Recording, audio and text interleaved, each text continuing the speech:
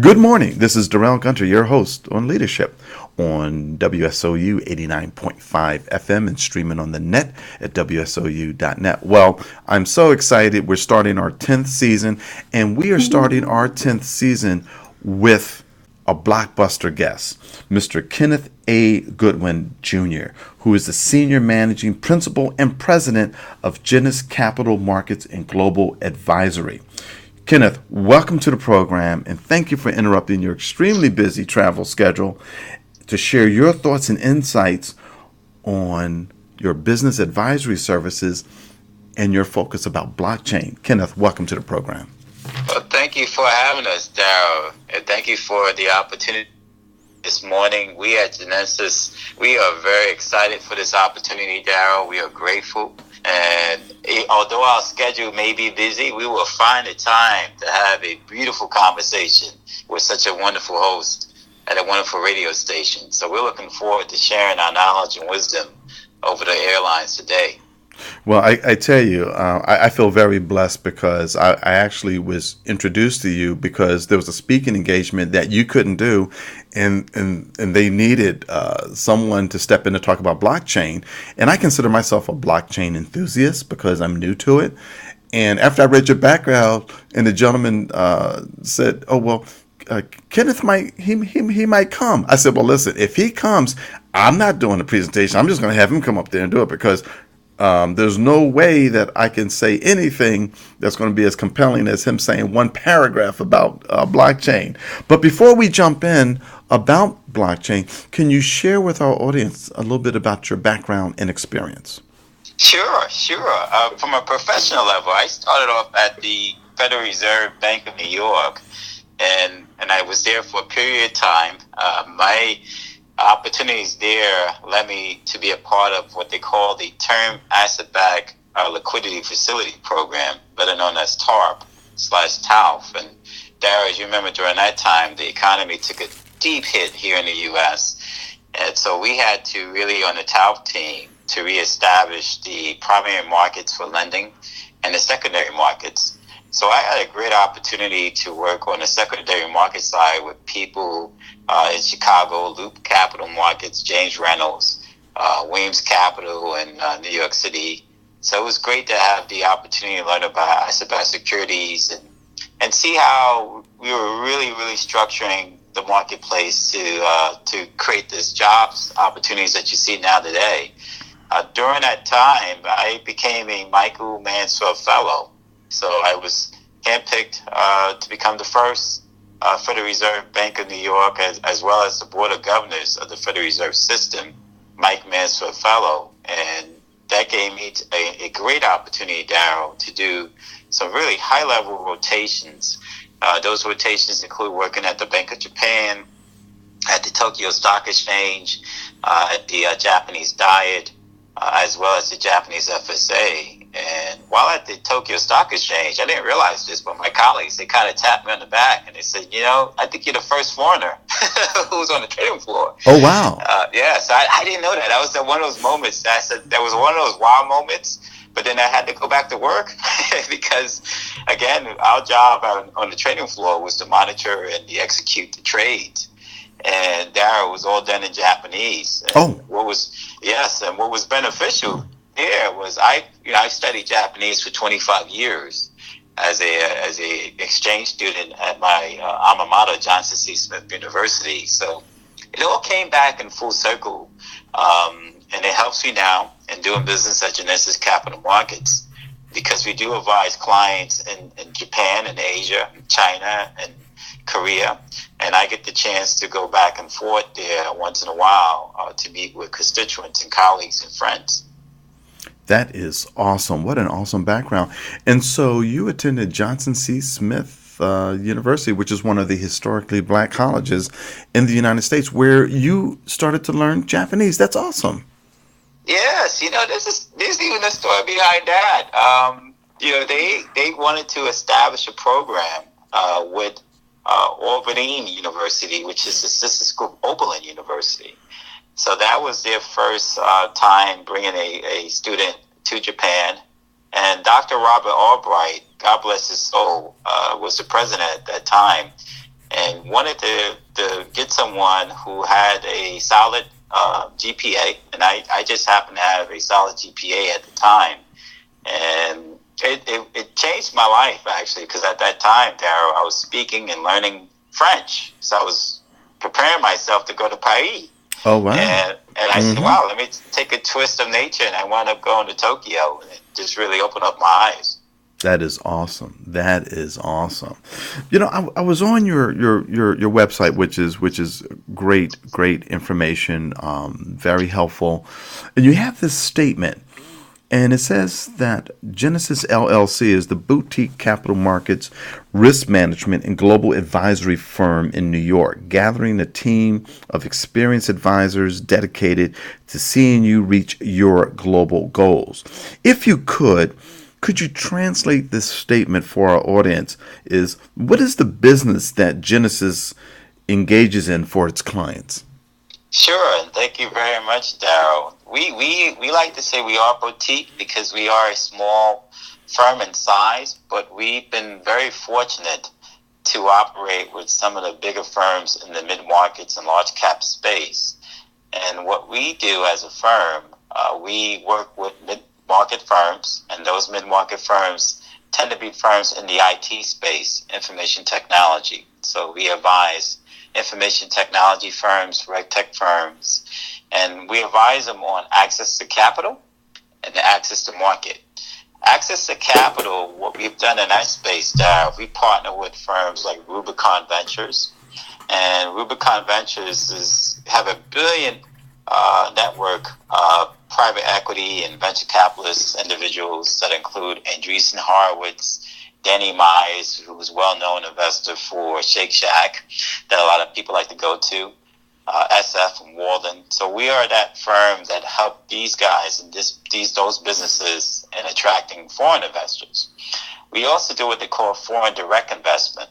Jeanensis for several years were the provider to Japan Exchange Trade Organization, which is a government service entity in Japan, to help to find mid-market firms who have a solid management team that may want to operate in Japan.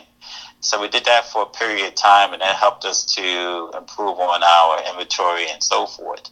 So that's what we call foreign direct investment, both outbound and inbound. And then we also started to do cross-border advisory, which these firms at the mid-market level, they say, hey, we needed some help in terms of market segmentation. We need help with not just going to Japan, but we also need help to go into Europe, and we need help to maybe segment the African market and South American marketplaces. So we started working hand in hand with the CEOs and C-level executives and really building out their strategy and helping them to execute at that level. And that provided us the opportunity to help them to raise capital at different stages. So we became more of that type of firm, and then we kind of moved over to blockchain. And it was one of our clients, actually, that actually an artificial intelligence client. I'm going to give a shout out to YesEop. YesEop is an artificial intelligence firm that's based here in New York, but also have operations in France. YesEop invited me to an event and said, hey, you need to start really looking at the blockchain space. And Darrell, I tell you, when I went to my first blockchain conference about 2 years ago, I had that kind of aha moment. It's that moment that you say, oh, wow. I mean, you mean to tell me they've been doing this for a long time? So I went to the first one, and I said, okay, I'm getting the hang of it. It's. I realized it's going to take a while to really understand, the nuances of blockchain and what it is and nodes and what is a distributed ledger and everything else. So I wound up going to a second one, and it was at that second one I said, you know what, I'm going to start speaking at these events. So I was approached by the coordinator for FinTech Week, and so I became a speaker at the FinTech Week about 2 years ago. I was very fortunate because the person who sat next to me on the panel was a gentleman that's the founder of BankX. And BankX is the largest asset tokenization blockchain project out there. So I had a chance to learn from some of the best during that conference. And I just kind of said, I like this. I like where it's going. And we were fortunate to be handpicked. I didn't realize at that time, but we were being watched by the coordinator for the Blockchain Economic Forum. And he invited me to speak as a featured speaker for his event. And that's how we kind of generated the blockchain business. So we started advising blockchain startups, and then we went back to our motto and said, let's focus mainly on the more mature blockchain firms, because we really, really wanted to focus on the technology more so than the cryptocurrency. We really didn't want to touch that cryptocurrency side, but we want to concentrate on firms that had really good blockchain technology, that really like supply chain, peer-to-peer lending, asset tokenization firms. Those are the firms and those are the projects that we really wanted to work on, and that's what we've been doing thus far. Wow, that is a phenomenal overview of how you got started in blockchain. Now, for our audience and for me, can you please give us, a layman's overview about what is blockchain and why is it important? That's a very love that question, Darrell. It's one of the better questions I've had, actually. Even speaking on these conferences. Most people, Darrell, when they think of blockchain, they think of it as Bitcoin. And I always like to say that you have to separate between the cryptocurrency, or just to be more politically correct, the crypto asset, and the blockchain technology itself. Bitcoin was established, as you know, in 2009. The pseudonym is called Satoshi. And the purpose behind Bitcoin was to solve the dilemma that you had in a typical payment processing system. So let's say, Darrell, you decide that you want to send me funds through mobile payments, and I would, receive those funds. But the challenge that you have in today's environment is that you usually have a third-party vendor that would act as a subsidiary between you and I. And the challenges that bring is that it takes a lot longer to receive those funds, and the cost will be higher. So there's a cost for that service. So essentially what happened was that they created Satoshi, or a group of people, created a system that would eliminate that third-party vendor. As long as you have an open source, an open network, and as long as it was done on a digitized ledger. And that digitized ledger will give you and I the opportunity to do script, will give the opportunity for us to do this transaction. Now, here's the key behind that. It requires a large amount of energy.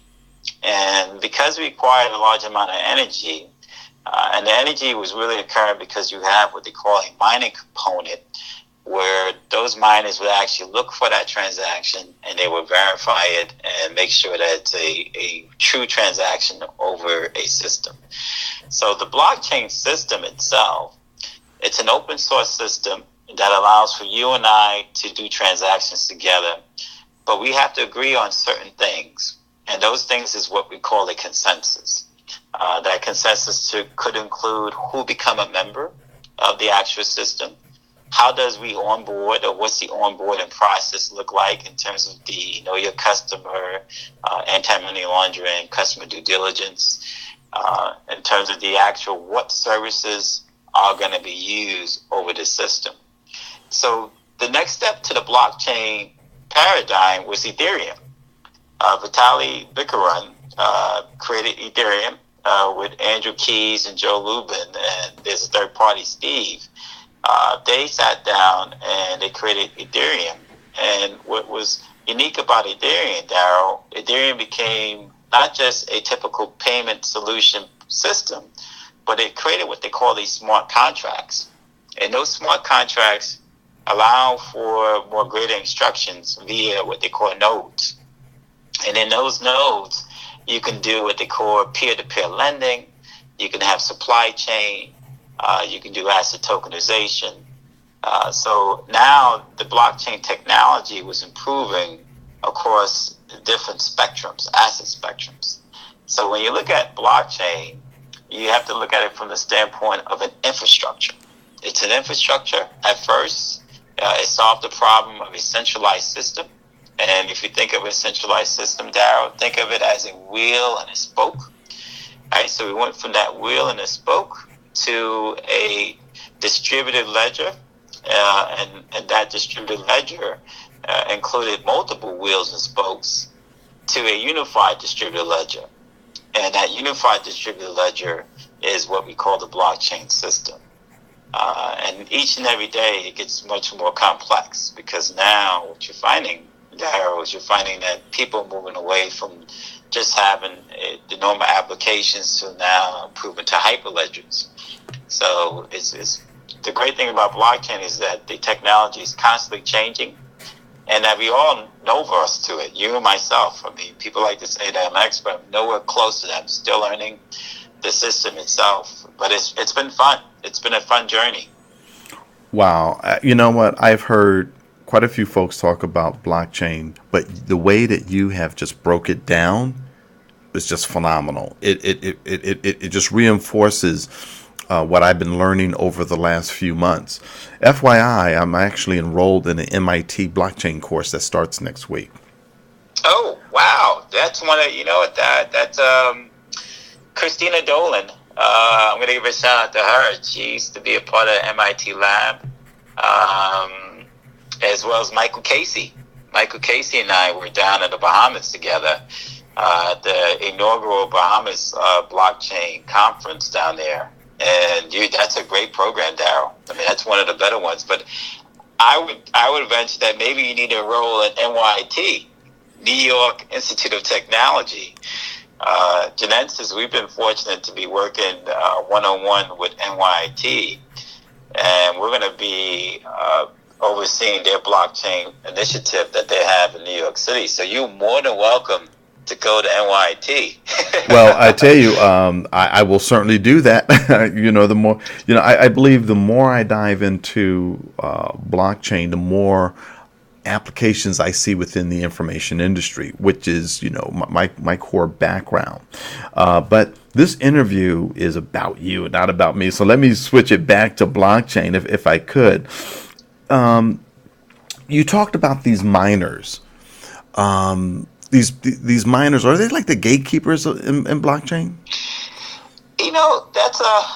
That's a good question as to whether they are the gatekeepers. Some people there would say they are, because they have a control over the supply and demand within the industry. I would venture to say that to a certain degree they are, because, as you know, a large percentage of the mining is done out of China. I would say a good 80% of the mining is done out of China. There's been some movement in terms of the actual hardware going to Canada and Denmark and other cold-natured countries. Because when you look at mining, there are machines. There are actual machines that sounds like a bunch of bees. You hear the buzzing sound of machines, because it requires a large amount of energy to look at the algorithms and the codes. So that's what mining is all about, is finding these transactions and matching them up and verifying it. So I would say to a certain degree, yes, they are the gatekeepers of the industry. Now, here's the thing, Darrell, you necessarily don't need miners. So you do have other blockchain applications that is non-mining applications. So you do have hyperledgers that's non-mining. You do have, I believe Stellar or Ripple, one of the two, that's a non-mining blockchain application. So it's not required to have mining. And when you do eliminate the mining feature, it requires you to go much more deeper into the coding. So you have to find a way to make up via the coding that's being done. And I think in this day and age, you're going to find that mining is going to be less of an appearance on a blockchain ecosystem. Okay. Ladies and gentlemen, we are here with Mr. Kenneth A. Goodwin Jr., who is the Senior Managing Principal and President of Jeanensis Capital Markets and Global Advisory. And I wanted to quickly move into two exciting projects that you are working on. One is the Borderless Trade Blockchain CryptoAlley in Switzerland, and the other one is the DigitalAsset Management Fund. Share with us about this very exciting projects that you're working on. Thank you very much, Darrell. You got great memory there. I really appreciate this. The Borderless Trade Blockchain came about. You get these moments, and I like to say, Michael Jackson. We all have this Driller moment. You know how Michael Jackson. Oh yes. Yeah, and it's just like Driller was this Michael Jackson, greatest album. Though some people, Darrell, may argue, and they would say it's off the wall. I'm a huge off the wall fan, but the Driller was that moment when all these things come together, and the Borderless Trade Blockchain project essentially took two different experiences. The first experience it took was the time when I was selected to be a part of the White House Business Council Business Forward on a Trans-Pacific Partnership Agreement. So I spent time, I went to the White House, and I sat on a committee with executives from Boeing, from Caterpillar, and from other firms around the country to talk about the benefits of TPP and how it would allow for foreign operations, foreign trade, cross-border trade to be done in those 12 nations. And we all agreed that the 7 pillars of TPP made sense. I mean, you had the environmental issues that was covering. There was a data component that was interesting, Darrell, that actually TPP addressed in terms of firms allowing for that home country to have access to data information. So there was a database, a big data component to it. And there was other factors like small medium enterprises and everything else, lending, working with GSEs, so government service entities.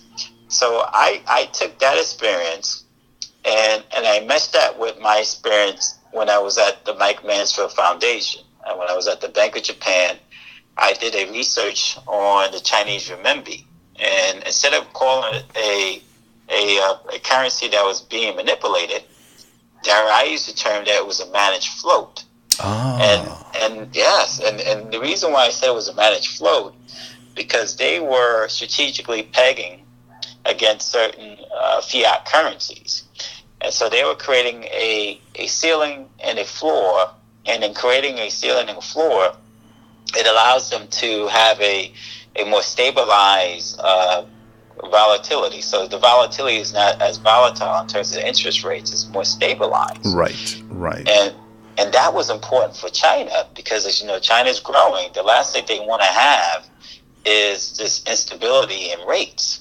As real estates were growing up in prices, you don't want to have this kind of instability when it comes down to rates. So I combine those two together. I said, what if it's one of those aha, what if moments?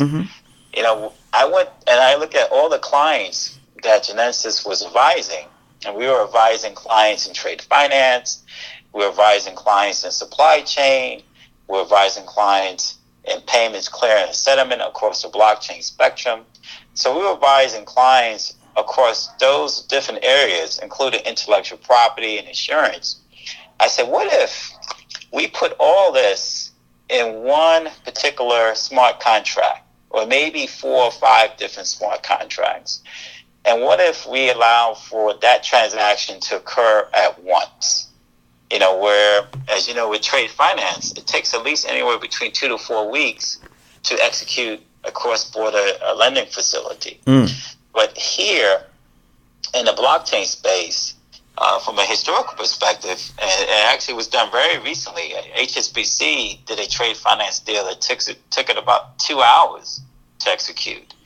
And so, and the unique thing about it is that you don't have to have all this documentation and all these different steps.